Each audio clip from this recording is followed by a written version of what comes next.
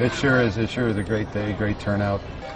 You know, I've been a firefighter for a long time, and besides the work that we do, probably some of the biggest pride I get is what we do when we're off with the community. You know, our organization, you know, we've raised a lot of money to help a lot of different charities. You know, been involved with this organization a long time.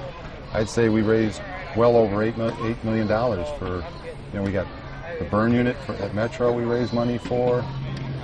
We got that aluminum cans for burn children program where we help kids, give them a camp, give them a scholarship.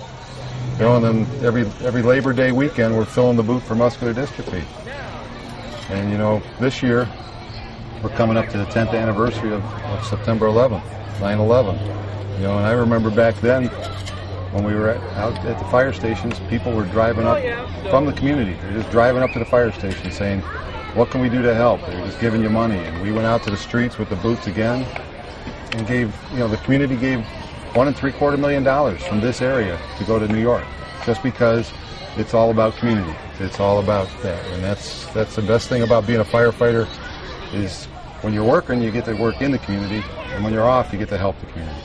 Yeah, you know, speaking of ACBC, burn camp's coming up real soon. You know, we got all our departments showing up to do that, cook dinner for the kids. You know, City of Strongsville's really engaged in that. You know, just like I said, this Senate Bill 5 thing is just is going to crush the spirit of police and firemen.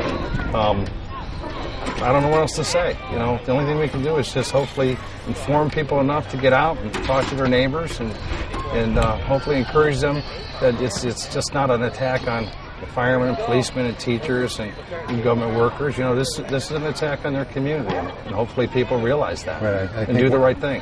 I think once they understand that, I mean, we've seen it that the community does pull together. So I think once we make them understand that, then they'll all pull together, and we won't have this problem with Senate Bill 5. We'll be able to keep going within the community. We won't hurt the community like this one will.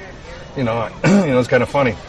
Back in, I'll never forget the conversation we had back in January, and one of the questions you asked was, you know, what's the underlying purpose of this Senate Bill 5? And who of us would have thought that, what is that now?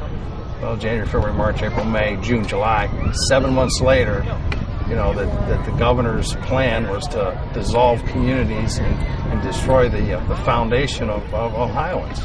And I don't know, Jim, I'm really worried about, I mean, you know me.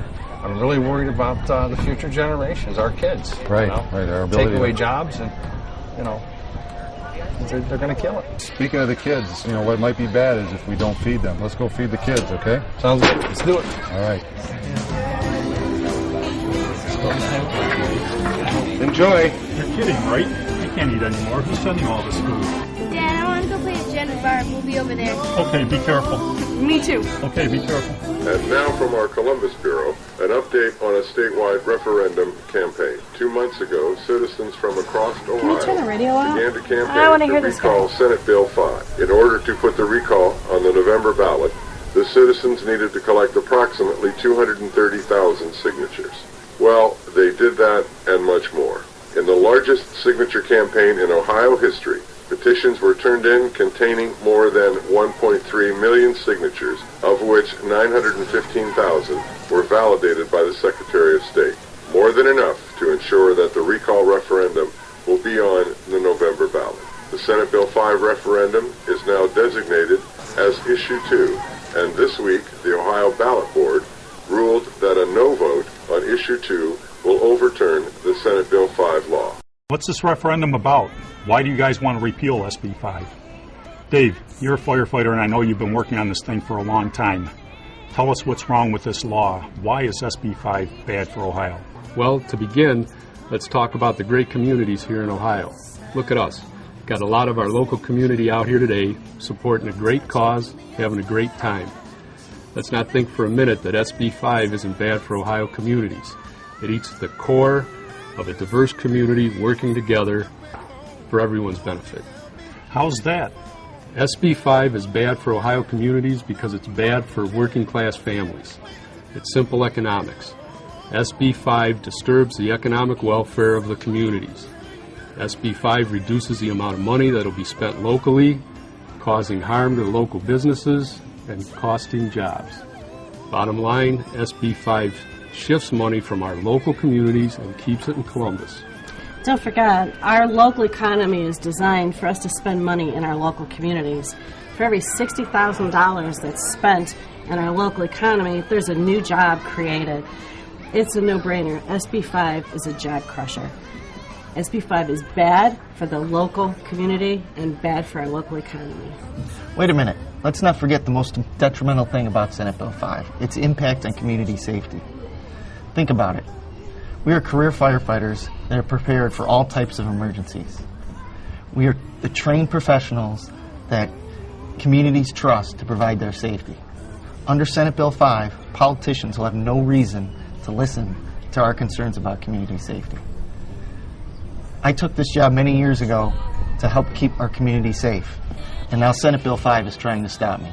Why are they trying to silence our voices? Okay, that's two big problems that I see with SB5. First, it hurts the local economy by taking spending money away from working families and out of our local economy. And second, it jeopardizes our public safety.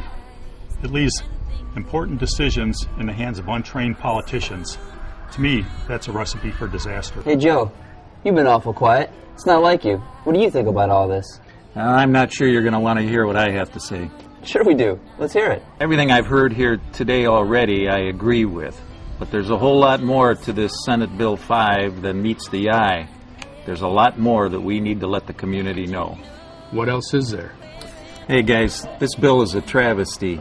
It's void of any semblance of legal basis, ethical basis, or moral basis. They just brought in some brand new legislators. They were freshmen, told them what to do, and they went ahead and adopted a law without asking the right questions. There's going to be a lot of problems with this. And as you guys know, I've been representing firefighters for 40 years. I also represent cities. So I kind of had some experience on both sides. There's not a mayor I know of that's in favor of this law. People need to understand, as I did growing up across the street from the firehouse. My dad was a firefighter. I was the oldest of 6 kids in a 2-bedroom bungalow. I would go over there just to get out of the house. Now, the years that you spent with those firefighters, myself growing up there, I saw how dedicated they were to the community, like you guys and our friends are here today. We know what they've done for this community. All they wanted was fairness for themselves and for others. And the fact is, this bill does not do that. It's an attack on our community, and there is no fairness or justice that our forefathers and firefighters tried to get back in the 70s. Won't supporters of Senate Bill 5 be able to show an economic impact on local communities? They're going to try and show that, Mike, but you know, the real facts are not going to show that. The history of this particular collective bargaining issue is seen throughout the country already. It's not a matter of collective bargaining. Even the sponsor of the bill had no idea whether or not SB5 would help the financial conditions in our communities. It's a question of recession and the impact on our investments and the world markets and currency, which is causing the financial problems. And this bill, along with the other actions of this governor, are taking the funds from local governments back to Columbus. They're addressing their deficit in Columbus on the backs of the taxpayers in local communities, and taking our funds away and collective bargaining autonomy that the mayors and the councils enjoy on a local level is merely the state protecting itself and be damned to the communities on a local level. We need to get that message out in order to protect ourselves and our communities and keep them safe. How do you think we can stop this? Or is it all over? It's not all over, Josh. There's lots we can do. History has told us that an economy doesn't thrive by stepping on the living standards of working people. That isn't the way you make an economy work. You need to get the message out that this was an attack upon our community by the legislature. They didn't take into consideration how important safety forces are in each community. They need to understand that when the publicity starts coming out, painting safety forces under the broad brush of whatever they're going to try and do, we need to educate our neighbors, our friends, our families, and let them know, as their neighbor, as their friend, as their family member, we want to keep our community safe, and the only way to do it is to give us a seat at the table.